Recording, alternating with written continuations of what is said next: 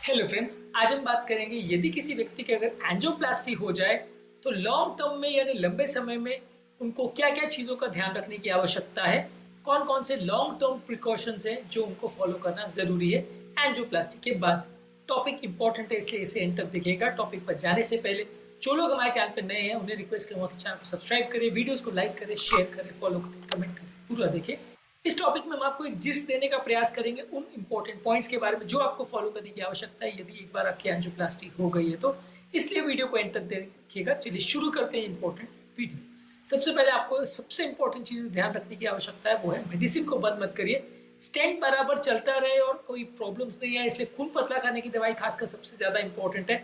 इस मामले में एस्पिरिन और क्लोपिडोग्रेल, टिकाग्रोल, प्रासुगल तीनों में से कोई एक दवा और साथ में स्टैटिन्स, ये चार दवाइयाँ जो है इंपॉर्टेंट पेशेंट को दी जाती है।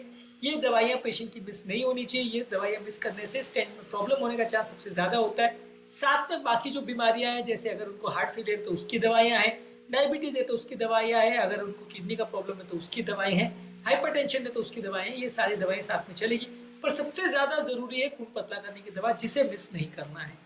इसके अलावा पेशेंट को रेगुलर फॉलोअप में रहने की आवश्यकता है। फॉलोअप में जो भी चीज़ें उनको बोली गई है, पहले इनिशियल फर्स्ट फॉलोअप 10 दिन के बाद होता है, फिर 1 महीने के बाद, फिर 3 महीने बाद। अलग अलग डॉक्टर्स का अलग अलग फॉलोअप पैटर्न हो सकता है, इसे फॉलो करिए, इसे मिस मत करिए, नहीं तो प्रॉब्लम्स होने का चांस ज़्यादा होगा।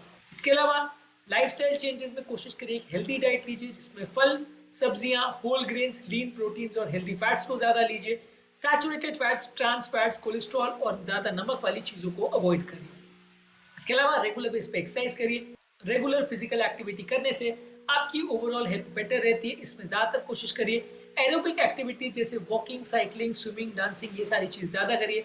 ये आपकी स्टैमिना भी बिल्ड करेगी और ओवरऑल आपका एफर्ट टॉलरेंस बेटर होगा, बीमारियाँ थोड़ी कम लगेगी। इसके अलावा कोशिश करिए कि वजन ना बढ़े। वॉकिंग द्वारा, डाइट द्वारा, एक्सरसाइज द्वारा, फास्टिंग द्वारा किसी भी तरह से अपने वजन को बढ़ने मत दीजिए। जितना ज़्यादा वजन होगा उतना BP, sugar, cholesterol, heart attack संबंधी बीमारियां ज़्यादा होंगी।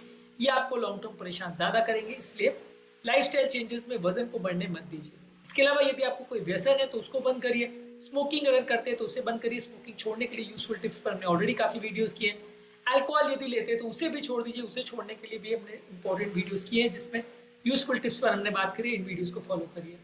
इसके अलावा अगर आपको ब्लड प्रेशर का प्रॉब्लम है तो उसे प्रॉपर्ली कंट्रोल करिए। ब्लड प्रेशर बहुत कम भी नहीं होना चाहिए, तो हार्ट को नुकसान करेगा, किडनी को नुकसान करेगा। बहुत ज़्यादा भी नहीं होना चाहिए, प्रॉपर्ली इसको मेंटेन करना है। डायबिटीज अगर है तो उसे प्रॉपर्ली कंट्रोल करने की आवश्यकता है। डायबिटीज को रिवर्स करने के लिए आप इंटरमिटेंट फास्टिंग या इस तरह की चीजें कर सकते हैं, जिससे काफी केस में डायबिटीज रिवर्स हो जाता है। इसके अलावा अगर कोलेस्ट्रॉल का प्रॉब्लम है तो कोलेस्ट्रॉल को प्रॉपर्ली कंट्रोल करिए। कोलेस्ट्रॉल लेवल्स बढ़ने नहीं चाहिए। ज्यादातर पोस्ट हार्ट अटैक या पोस्ट एंजियोप्लास्टी में एलडीएल वैल्यूज 70 के आसपास होना चाहिए और ट्राइग्लिसराइड वैल्यू 150 से नीचे होना चाहिए। इसको प्रॉपर्ली मेंटेन करिए, नहीं तो ज्यादा कोलेस्ट्रॉल होने से बार बार ब्लॉकेज आते रहेंगे। इसके अलावा मानसिक तनाव को कम रखिए। मेंटल स्ट्रेस को कम करने के लिए अच्छी नींद लीजिए।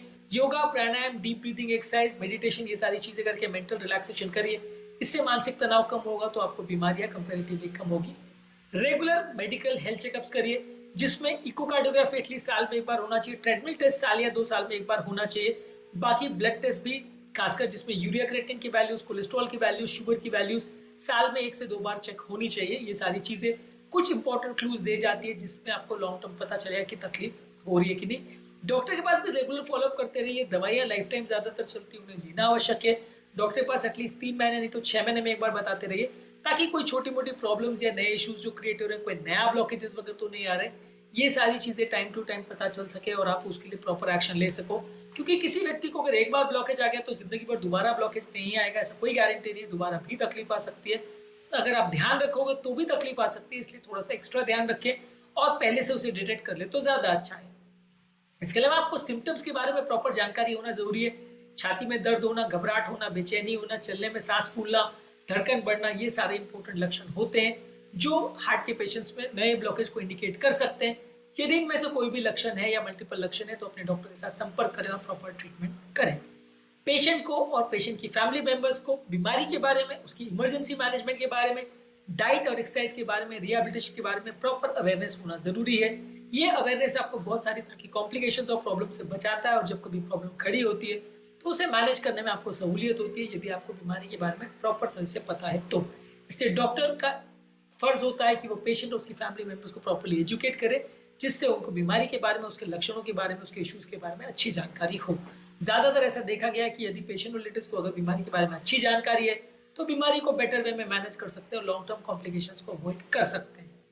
इसके अलावा एक और चीज़ आप कर सकते हैं, कुछ सेफ्टी मेजर्स आप कर सकते हैं। जब कभी पेशेंट आपका बाहर जाए तो एक मेडिकल आईडी या ब्रेसलेट लेके जाए, ताकि अगर कभी भी वो अनकॉन्शियस वगैरह हो जाए तो लोगों को पता चले कि पेशेंट को क्या है, किस तरह की बीमारी है, और उसे इमरजेंसी कॉन्टैक्ट हॉस्पिटल में पहुंचाया जा सके, घर वालों को कॉन्टैक्ट किया जा सके।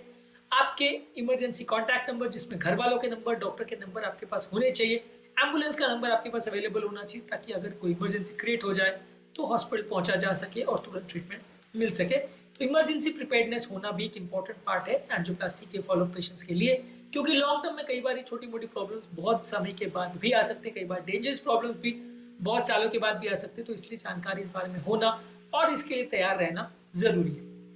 आज के टॉपिक में हमने बात करी एंजियोप्लास्टी पेशेंट्स के लिए लॉन्ग टर्म फॉलोअप में कौन कौन सी बातों का ध्यान रखने की आवश्यकता है इस पर। इसके अलावा शॉर्ट टर्म फॉलोअप में कौन कौन से इश्यूज होते हैं, इस पर हमने अलग वीडियो किया, इसे भी जरूर चेकआउट करें। टॉपिक एंड करने से पहले जो लोग हमारे चैनल पर नए हैं उन्हें रिक्वेस्ट करूंगा कि चैनल को सब्सक्राइब करें, वीडियोस को लाइक करें, शेयर करें, फॉलो करें, कमेंट करें, पूरा देखें।